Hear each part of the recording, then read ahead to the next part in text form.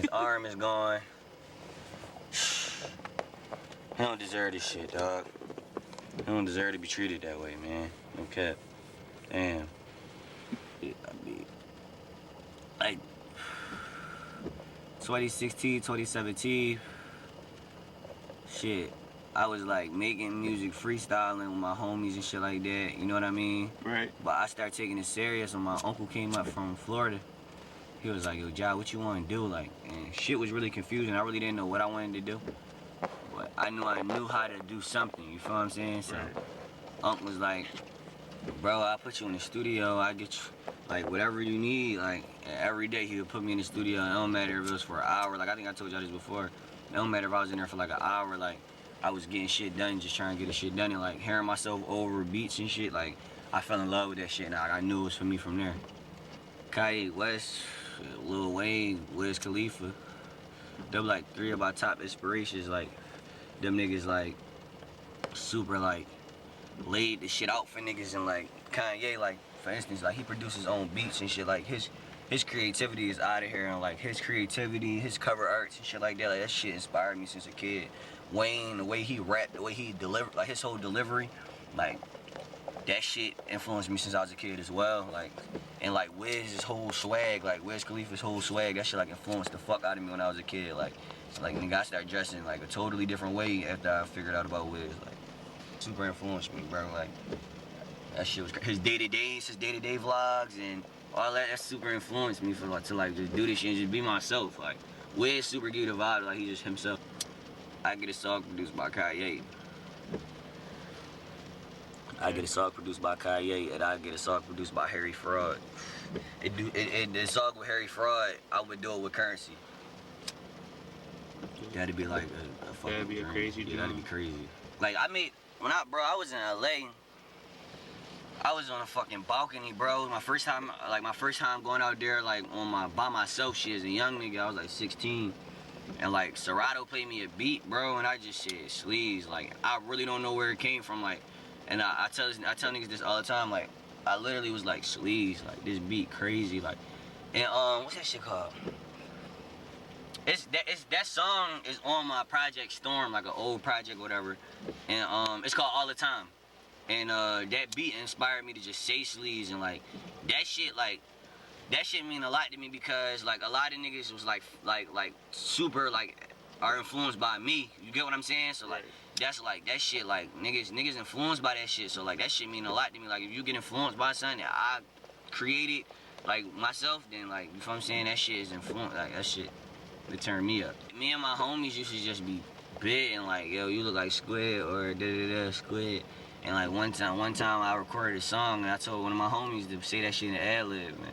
My homie said that shit in the ad-lib and that shit just went crazy too. Like that's another thing like that I said that niggas was inspired off of, and like OD, like, and that shit mean a lot to me too, cause like, you know what I mean? Like I'm a young nigga at the end of the day. Like this is all I did, that I create myself. Like I don't go jack nobody else shit. Like everything I do is like I feel like sound wise, like I super grew. Like it's more like straightforward now. Like it's more like I'm really talking my shit and I'm really like making you understand. Like it's not just shit talking, like it's like literal, like everything is literal, like, and shit is like when you tap into this shit, it's like damn, this nigga talking this shit, like, right. And like that's what I've been doing. I just been putting all this shit together like myself, like since static, everything I've been doing been myself, like, you know what I mean? And I've been in different situations and shit, and all that shit built me and built my character, and just like it's still continuing to build my character as a man. And like that's like the difference between me at Static. I was a kid for real. Like now it's like I'm growing into a man,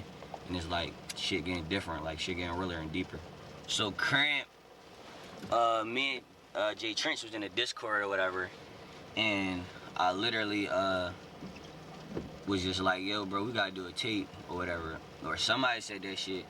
And we just was like, yo, let's do the tape. And nigga, I just was like, I don't know where I came up with Cramp too. Like nigga, I just said it. And some shit like, yo, Cramp Twins. And come to find out, me and this nigga got the same name.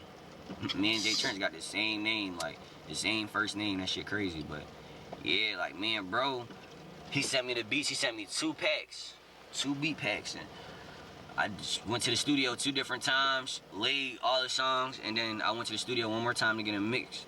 And that shit just was like, that shit is a classic. Like, I dropped that shit on my brother Steve-O's birthday. Like, rest in peace, my brother Steve. Long live my brother Steve-O. Like, that was my brother. Like, he super, like, was influential to me. And he always turned me up. So, like, I dropped that shit on Brody's birthday. And, like, that shit gonna be a holiday forever. And melodies and emotions, that shit just is like, is what it is. Like, what the title is literally just a whole bunch of melodies and emotions. Like, and I just wanted to put it out because I wanted to show niggas the versatility instead of, like, telling niggas, like, I'm tired of telling niggas I'm versatile when I'm just not doing this and I'm just not on this tip. Like, I had to show niggas, like, nigga, I could do whatever the fuck. Like, yeah. I just need a good beat from one of my good producers. Like, every song I make, it be from producers that I love, like, genuinely, like, and like, shit, that shit just be working out like that. Like, it don't even be too much to it. All I need to do is hear that sound and it's gonna come out of me. Like, that's why I say all this shit natural. Like, this shit was meant. Like, everything that I said, I never, like, a lot of shit I wrote, like 2 a.m. I wrote, Calm Down, I wrote. Everything after that, I never wrote. So, like, everything was meant for me to say, for y'all niggas to hear this shit and feel it. Like, so, like, this shit natural and organic. To be honest, like, I don't specify my shit as a genre. That's why, like, I drop melodies and emotion underneath alternative, because, like, I don't really, like, if I could create my own genre, that should be called Josh Star shit, because, like, I don't just stay at one lane. Like, bro, I got so many different, like, lanes, like, so many different sounds. It's like, this shit never stops. So, like, nigga, it'd be whatever, bro. Like, I love indie. I love the indie genre, though. Like, I love that shit. I would love to make some, like, real live shit with, like, real drums, real guitars, real shit like that, some indie shit. I got 1,000 projects coming out. This shit coming out, like, for eternity. Like, this shit never stopping. Like, that was just the beginning to, like, to show y'all niggas, like, all right, bet this nigga Ja got some different shit going. Like, it's not just he raging. Like, I got so much shit, and, like, I'm giving y'all all of it. Like, I'm not holding nothing back. I made this song in a car. Like, what's the story behind Believe It? So, a producer named Gianni from Texas sent Larry a loop, and Larry was bullshitting, didn't make the beat, and I gave it to Fresh, and Fresh added the drums, was making it a beat in the passenger of a car, playing it out the aux cord, and he gave it to me and was like, yo, do your thing. And I hopped in another car and I did the song. And then I was feeling a vibe, then I stopped. Nighttime came, hopped back in the car, fucked it up, finished it. Let's play it.